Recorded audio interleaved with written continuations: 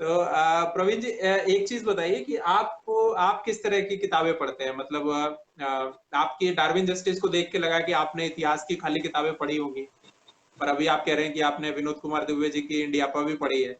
तो आप कैसी किताबें पढ़ते हैं? मैं बताऊं, मुझे ना ज्यादातर जो रोमांटिक किताबें हैं ना, वो मेरा मतलब हम्म। मेरा फेवरेट है। अरे। रोमांटिक किताबों के अलावा जैसे, हाँ, अ, हम्म। बोला ना कि विनोद कुमार दुबे जी की जब इंडियापा को पढ़ा तो लगा नहीं यार, मतलब नया जनरेशन में रोमांटिक किताबें बहुत अच्छी तरीके से और मतलब अच्छा से डेकोरेट किया किताब की। अल्फाज को रहे या बिल्कुल कुछ भी बिल्कुल रहे, बहुत बिल्कुल अच्छा से बिल्कुल डेकोरेट किया है। बिल्कुल बिल्कुल। तो मुझे रोमांटिक किताबें बेहद पसंद है। और अच्छा। इसके तो बाद जो हाँ, पॉलिटिकल फिक्शन वाली किताबें हैं वो भी पढ़ता हूँ। ठीक है वो भी ना? पढ़ते हैं। तो वो भी पढ़ता हूँ। इसी, हाँ, तो इसी को लेके ये भी बता दीजिए कि फिर आपके पसंदीदा लेखक कौन है? देखिए, लेखक पर कंसंट्रेट करने से बेहतर है ना कि जैसे आप बुक पे कंसंट्रेट कीजिए। जैसे एक लेखक ना अपनी पूरी जिंदगी में 20-25 किताबें लिखता है, लेकिन हम्म। वो उसकी पहचान सिर्फ एक या दो किताब होती है, हम्म। और वो अपने एक या दो किताब से जाना जाता है। तो आप अगर एक लेखक को पसंद करते हैं तो उसके पूरे उसका जो पूरा लिटरेचर वर्ल्ड है उसको आप एक तरह का जस्टिफाई कर रहे हैं। है, लेकिन अरुंधति राय की the God of small things masterpiece है। मैं उसको बार बार पढ़ता हूँ और उससे काफी इंस्पायर्ड रहा। बहुत हम्म। लोगों ने कहा कि यार मुझे तो ये किताब पसंद नहीं आई या अच्छी नहीं लगी, लेकिन हाँ, स्टार्टिंग में थोड़ा बोरिंग है उसके अंदर, लेकिन वो एक मतलब पढ़ने के बाद मैं रात भर सो नहीं पाया। जब एंड हुआ ना उसका तो लगा यार हम्म। क्या किताब। क्या ठीक है ना? क्या किताब और है? जैसे अरुंधति राय की दूसरी किताब है इन्फिनिटी ऑफ अलजेब्रा वगैरह, तो मुझे नहीं पसंद आई। इसलिए ना कि मैं राइटर पर कंसंट्रेट नहीं करके ना बुक पे कंसंट्रेट करता हूँ। जैसे प्रेमचंद की गोदान हो गई। गोदान हम्म। और प्रेमचंद की सारी किताबें मास्टरपीस नहीं है, हम्म। लेकिन गोदान मास्टरपीस है, जिससे उनकी आइडेंटिटी बनी है। यही सब चीजें हैं। बेशक। तो सही बात है। तो हमें जो है किताबें पढ़ते रहना चाहिए। किस लेखक की है उससे मतलब नहीं है, अच्छी किताब होनी चाहिए। उससे मतलब नहीं, अच्छी किताब होनी चाहिए। नहीं, अच्छा, वसीम भाई लिख रहे हैं कि पूंजीवाद का विकल्प नहीं है, ऐसा नहीं है। तो ये पहली बात उन्होंने कही है। इस पे अगर आप कुछ टिप्पणी करें तो फिर मैं दूसरी बात उनकी कहूँ। देखिए, जैसे कि आप रसिया को ले लीजिए। ठीक है? चाइना को ले लीजिए। आज चाइना मोटा मोटी पूंजीवाद को ही प्रमोट कर रहा है, बिजनेस। कम्युनिस्टों का गढ़ था, कम्युनिस्टों का गढ़ है चीन और रूस, ये दोनों। रसिया टूट गया, और जब बर्लिन की दीवार टूटी तो पूर्वी जर्मनी और पश्चिमी जर्मनी था। पूर्वी जर्मनी के लोग ना पैसे के लिए, रोटी के लिए दीवार को लांग करके जाते थे दूसरी तरफ। ठीक है? दीवार को फांद करके जाते थे दूसरी तरफ रोजगार की तलाश में। तो अगर अगर जो है ना, अगर कम्युनिज्म बेहतर विकल्प होता, समाजवाद अगर बेहतर विकल्प होता तो भुखमरी नहीं देखनी पड़ती। तो पूंजीवाद में क्या होता है कि कुछ लोगों के हाथ में संसाधन आ जाता है ज्यादा, लेकिन वो हम्म। करेगा क्या आखिर? जैसे अगर मेरे पास अगर 100 अरब रुपया अगर आता है तो मैं करूंगा क्या? कहीं ना कहीं रोजगार ही लगाऊंगा, उसको एस्टेब्लिश करूंगा, उससे रोजगार जनरेट होगा। और यदि मैं उस पैसे को बराबर बराबर इक्वल सब में बांट दूं तो वो पैसे एक दिन खत्म हो जाएंगे उसके पास। वो 4 साल बाद फिर वो कहेगा कि मुझे पैसे चाहिए। तो आप ना रोजगार जनरेट कीजिए, और पूंजीवाद ये काम करता है। तो और ये मुझे डार्विन जस्टिस में है। हाँ, हाँ, हाँ, वही वही वो तो, ये तो नहीं, बात तो ये सब शुरू हम ये सारी हम अब बात देखिए, जो कर रहे हैं ये, नहीं, हम जो बात कर रहे हैं ये तो डार्विन बिल्कुल। जस्टिस को ही लेके कर रहे हैं। हाँ, ये जो कुछ भी बात शुरू हुई हाँ, कर रहे हैं। पूंजीवाद या जो कुछ भी, हाँ, ये तो हम डार्विन जस्टिस को ही लेके कर रहे हैं। तो मुझे यकीन है कि वसीम कर रहे भाई हैं, को और ये है भी उसमें। तो ये वसीम भाई अब बताएं अपनी राय, सहमत हैं या असहमत हैं या कुछ भी जो कहना चाहते हैं। और इसी में दूसरी बात उन्होंने कही है कि किताब बेस्ट सेलर कैसे बने, इस पे कुछ बताएं।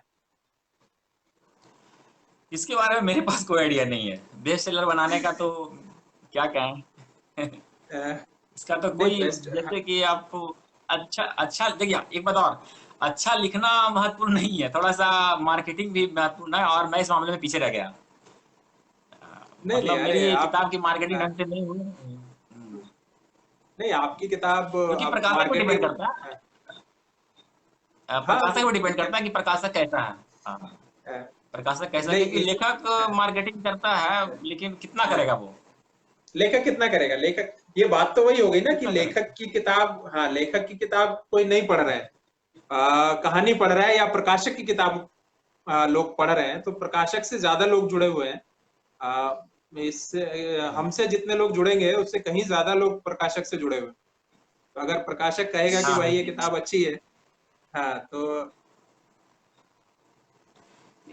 प्रकाशक के पास जो है ना, अ, किताब को प्रमोट करने का इंफ्रास्ट्रक्चर है, ठीक है ना, और आपके हम्म, पास थोड़े है ये सब सारी चीजें। प्रकाशक उसका कैसे यूज करता है, और प्रकाशक थोड़ा सा कहीं ना कहीं आजकल नए लोगों को मिसगाइड भी कर देता है, नए लेखकों को मिसगाइड नहीं करता है हाँ तो इसीलिए कुछ लोग। इसीलिए अपनी सीरीज, हाँ नहीं इसीलिए अपनी सीरीज में मैं दो प्रकाशकों को लेके आया जिनसे मैं जुड़ा बाद में, द चिरकुट्स के बाद अनुवाद को लेके जिनके साथ मैं जुड़ा और जिनके साथ अनुवाद किया, तो उन लोगों ने मुझे टाइम दिया और वो आए थे, तो कुछ बातें हुई थी प्रकाशन को लेके भी। और किसी के जिनके मन में जो कुछ तो पूछ सकते थे। तो प्रकाशक और भी प्रकाशक अगर मेरे साथ जुड़ेंगे तो मुझे कोशिश रहेगी कि मैं लेके आऊं यहाँ पे, थोड़ा बात हो जाए प्रकाशन को लेके कि कैसे रहती हैं चीजें उसमें। तो कोशिश थी। और अगर मैं ये भी बता दूं कि अगर किसी को वो प्रकाशक वाले एपिसोड अगर देखने हैं तो मेरे फेसबुक पेज पे तो, वॉल पे तो है ही, यूट्यूब पे भी है।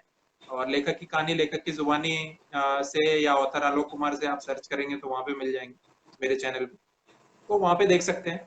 और प्रकाशन से संबंधित जानकारियां वहां पे मिल जाएंगी।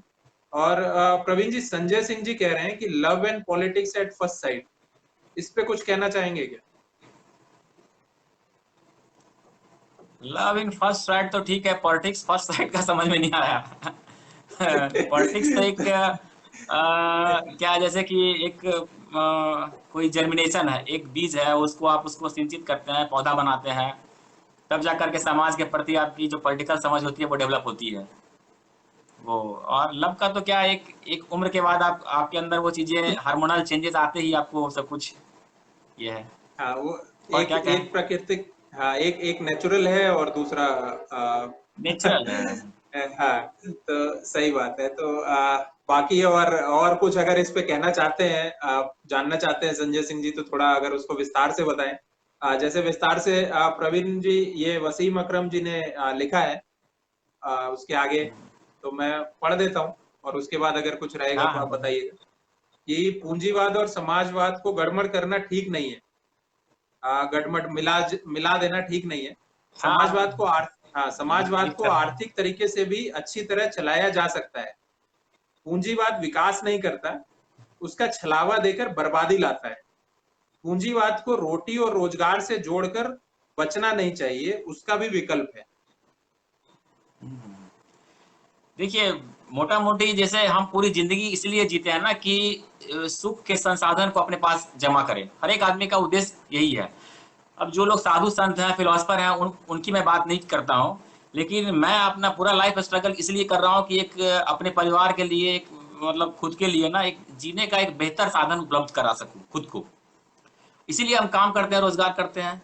पूंजीवादी देशों का पर कैपिटा इनकम समाजवाद के देशों से कहीं अधिक है, तो कहीं ना कहीं पूंजीवादी देश जो है ना, कि जीने का बेहतर संसाधन समाजवादी देश से इकट्ठा करके रखा है। बस मेरा मापदंड यही है। बाकी आप लंबा लंबा थेसिस पढ़ते रहिए, सिद्धांत पढ़ते रहिए, उससे कोई फर्क नहीं पड़ता, वो सिर्फ कागज है। कागज पर आपका दिमाग इतना चले, लेकिन प्रैक्टिकल लाइफ में वो चीजें संभव नहीं है। और आज आप देख लीजिए, जो दक्षिण अमेरिकी जो लैटिन अमेरिकी देश थे, वहां भी धीरे धीरे धीरे सब पूंजीवाद की ओर ही आ गया।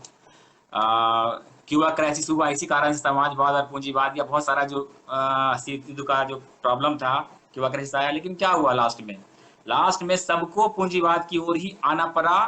और जेब में पैसे हैं तो आपके पास सुख है, अन्यथा नहीं है, अन्यथा आप वही बेरोजगारी की लाइन में।